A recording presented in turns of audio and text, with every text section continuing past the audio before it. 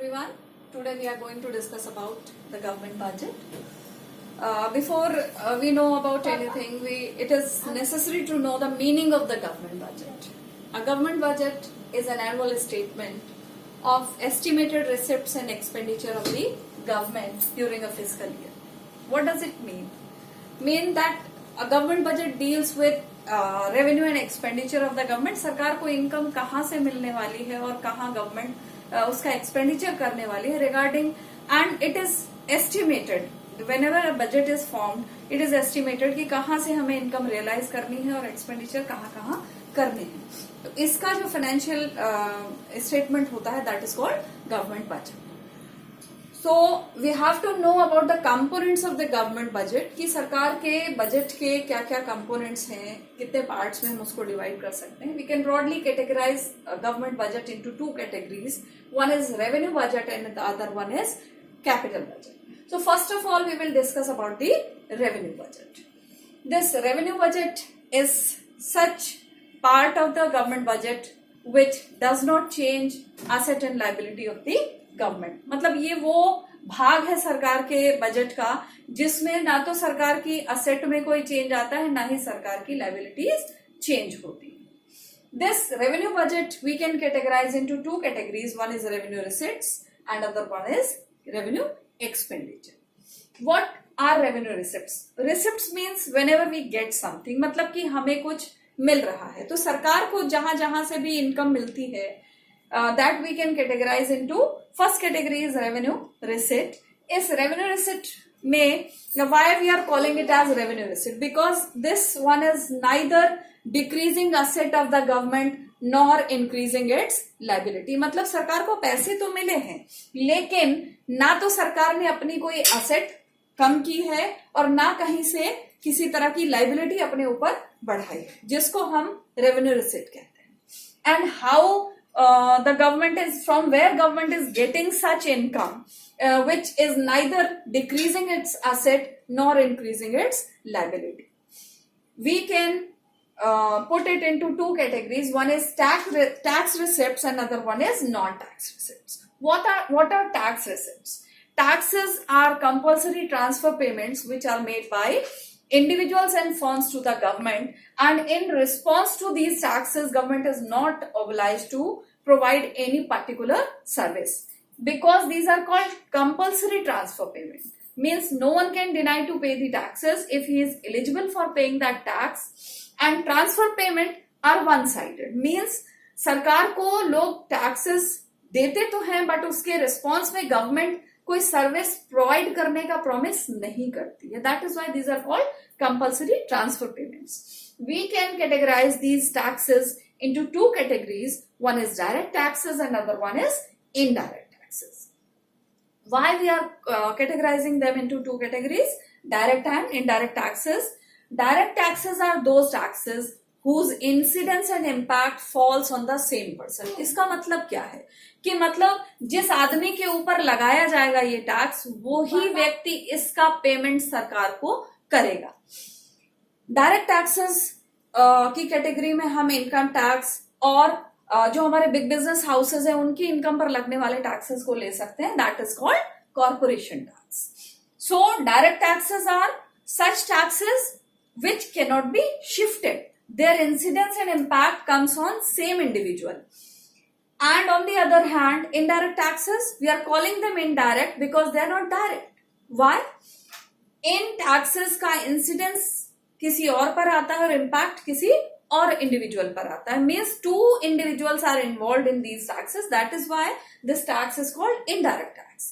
Indirect tax, suppose we have purchased a Parle-G biscuit, we have paid ₹4. Whatever taxes we have paid, we don't know. Why? Because that tax has been imposed on the producer. Now, producer will pay the tax to the government, but he will include that amount into the cost of production and shifting the burden of the tax on us. So, these taxes are called indirect taxes because their incidence and impact falls on two different people.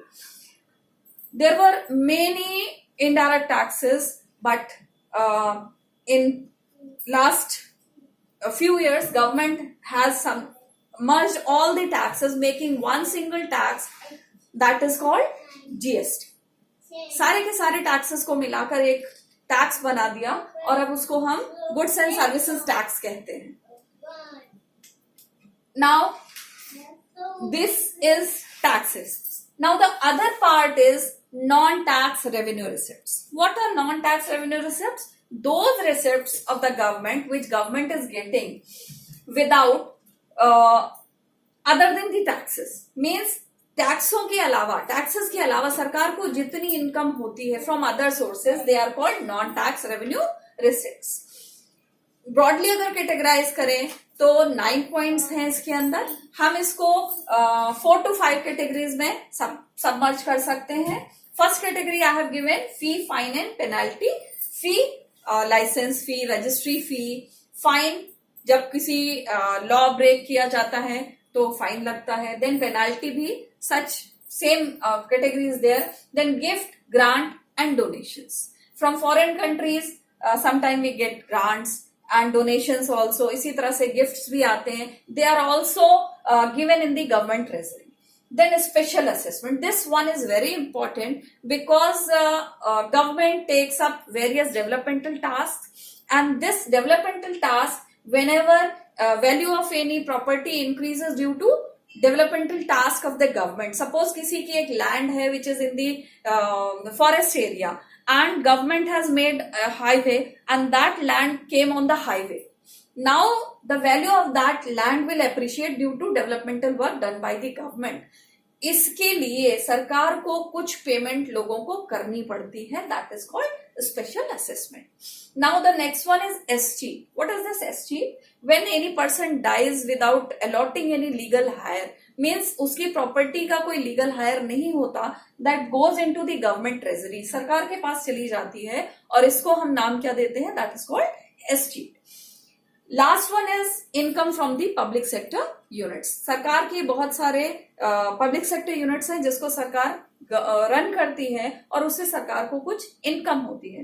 That is also one of the part of the non tax revenue receipt of the government. So these two, tax receipts and non-tax receipts, form revenue receipts of the government, and revenue receipts neither decrease assets nor increase liability of the government, though government is getting income.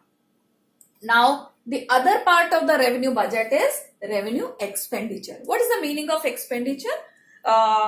Whenever we buy something, we have to make some payment. That is called expenditure. Now revenue expenditure is such expenditure of the government which neither increases asset of the government nor decreases its liability. मतलब सरकार ने खर्चा तो किया, पैसे तो दिए, लेकिन ना तो उन्होंने किसी तरह का कोई कंस्ट्रक्शन या कोई अपनी असेट बढ़ाई, ना कोई बिल्डिंग का कंस्ट्रक्शन किया फिर भी खर्चा किया, और ना ही कोई पुराना लोन रीपे किया जिससे उसकी लाइबिलिटी कम हो गई हो. ऐसा अगर कहीं कोई खर्च है तो उसे हम रेवेन्यू एक्सपेंडिचर कहते हैं. Now such expenditure is recurring in nature. इस तरह का जो खर्चा होता है सरकार का वो रेकरिंग नेचर का होता है, और इसमें आपकी जो गवर्नमेंट ने लोन लिया हुआ है उसके ऊपर अगर कोई इंटरेस्ट पेमेंट किया जा रहा है तो सरकार की लाइबिलिटी कम नहीं हो रही, क्योंकि लोन का अमाउंट तो वही है, लेकिन उसके ऊपर हमें इंटरेस्ट देना पड़ेगा. That is part of the revenue expenditure. Then salaries and pensions. जो गवर्नमेंट एम्प्लॉइज हैं या रिटायर्ड पर्सनल्स हैं उनको पेंशंस देनी होती है, उनको सैलरीज देनी होती है. That is also part of the government expenditure and that is also called revenue expenditure. Then grants and subsidies. State governments को ग्रांट्स देनी होती है और डिफरेंट तरह की सब्सिडीज गवर्नमेंट को प्रोवाइड करनी होती है. That is also part of the revenue expenditure. So these two are part of our revenue budget, which is one of the component of government budget. Now second component of the government budget is capital budget. Why we are calling it as capital budget? This is called capital budget because this part of the government budget changes asset and liability of the government. सरकार की जो asset है और उसकी जो liability है उसको ये बजट चेंज करता है, इसलिए इसको हम capital budget कहते हैं. Now this capital budget again we can classify into capital receipts and capital expenditure. Now this capital receipt means government is getting income, लेकिन इनकम कहां से हो रही है, पैसे कहां से मिल रहे हैं सरकार को? या तो सरकार क्या कर रही है, अपनी कोई एसेट बेच दे रही है, कोई पब्लिक सेक्टर यूनिट है उसका शेयर सेल कर दिया तो गवर्नमेंट को इनकम मिल गई, लेकिन उसमें गवर्नमेंट की ओनरशिप कम हो गई. This is called capital receipt. पैसे मिले but how the government got that money, either by taking the loan और bye selling any asset. Now we can categorize this capital receipt into three categories. One is recovery of loans, second one is borrowings, and third one is others. Now recovery of loans. Recovery means taking up loans. किससे लेना है? ये recovery of loan कहाँ से करनी है? सरकार ने राज्य सरकारों को और जो हमारे यूनियन टेरिटरीज हैं उनको कुछ लोन दिया हुआ है, which is treated as asset of the government. तो सरकार जब ये पैसा वापस मांगती है स्टेट गवर्नमेंट्स को, क्योंकि स्टेट गवर्नमेंट्स इनके ऊपर सरकार को कुछ इंटरेस्ट पे करते हैं, ठीक है, तो जब इनको रिकवर किया जाएगा, वापस ले लिया जाएगा, तो वो इंटरेस्ट मिलना बंद हो जाएगा. That is why this is called asset decreasing. यहां पर सरकार की असेट क्या हो रही है, कम हो रही है, क्योंकि सरकार ने जो लोन दिया उसको वापस लिया जा रहा है. The second category of the capital receipt is borrowings. Now borrowings हमें पता है क्या होते हैं, लोन्स. हम उधार ले रहे हैं, लेकिन उधार कहां से ले रहे हैं? There are three categories from where we can borrow. We means government can borrow. One is from the central bank, other one from the general public, and third one is from the rest of the world. इन सब जगह से government borrowings कर सकती है, और borrowing जब भी होगी सरकार के ऊपर रीपेमेंट का ऑब्लिगेशन होता है, जिसकी वजह से गवर्नमेंट की लायबिलिटी बढ़ जाती है. मतलब ये लोन, हमने जब भी किसी से लोन लिया, you have taken 10 rupees from Ramesh, now you are obliged to pay back that 10 rupees. आपको 10 रुपए रमेश को वापस करने हैं, तो आपके ऊपर लायबिलिटी है. इसी तरह से गवर्नमेंट जब भी बोरोइंग करेगी, गवर्नमेंट को वो बोरोइंग वापस करनी है, रीपेमेंट की लायबिलिटी है, इसलिए गवर्नमेंट की लायबिलिटी क्या हो रही है, बढ़ रही है. दो government is getting money, government is getting income, लेकिन यहां पर उसकी लायबिलिटी बढ़ी हुई है. Now third one is disinvestment. Others के अंदर हमारी 2-3 कैटेगरीज है. One is called disinvestment and other is small savings. यहां पर भी क्या है, disinvestment is selling of the shares of the public sector unit. तो सरकार जब भी अपनी पब्लिक सेक्टर यूनिट्स की शेयर्स को सेल करेगी, क्या होगा, असेट कम होगी.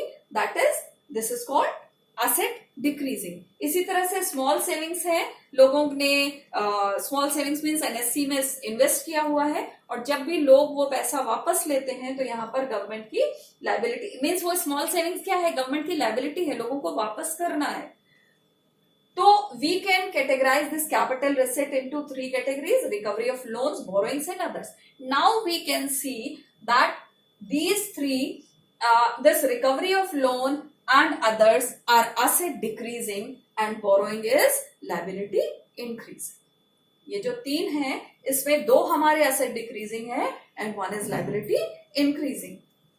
The other part of the capital budget is capital expenditure. Now what is capital expenditure? खर्चा हो रहा है, गवर्नमेंट पैसा अपने हाथ से दे रही है, तो कहाँ देगी? Why we are calling it as capital expenditure? क्योंकि या तो सरकार असेट फॉर्म कर रही है, या गवर्नमेंट क्या कर रही है, अपनी लायबिलिटी को कम कर रही है. सरकार ने एक स्कूल की बिल्डिंग बनवाई तो असेट बन गई, बढ़ गई, दैट इज कैपिटल एक्सपेंडिचर. पुराना लोन था गवर्नमेंट का, गवर्नमेंट ने वो लोन पे ऑफ कर दिया, उसका रिजल्ट क्या हुआ, लायबिलिटी कम हो गई. So capital expenditure is such expenditure in which either asset of the government increases or its liability decreases. Such expenditure is called capital expenditure. Various categories are there. Government hospitals, buildings, roads, bridges, dams, ये सब बनवाती है, सब government की asset है. जब भी ऐसा expenditure होगा, इसको हम capital expenditure कहेंगे. Now, purchase of land and machinery. सरकार ने मशीन इंपोर्ट की, आई तो हमारे पास मशीन आ गई ना, इससे क्या होगा, हमारा असेट बढ़ेगा. Loans to state and union territories, यहां हम रिकवरी ऑफ लोन कर रहे हैं. रिकवरी ऑफ लोन में क्या हो रहा है, एसेट घट रही है. तो जब हम lending of loan means government lending of loan करेगी स्टेट्स ऑफ यूनियन टेरिटरीज को, तो गवर्नमेंट की एसेट जो है that will increase. Now repayment of loan, पुराने लोन से उनको पे ऑफ कर दिया तो रिजल्ट क्या होगा, that is liability of the government that will decrease. In this way, these are two components of government budget, that is revenue budget and capital budget. Thank you.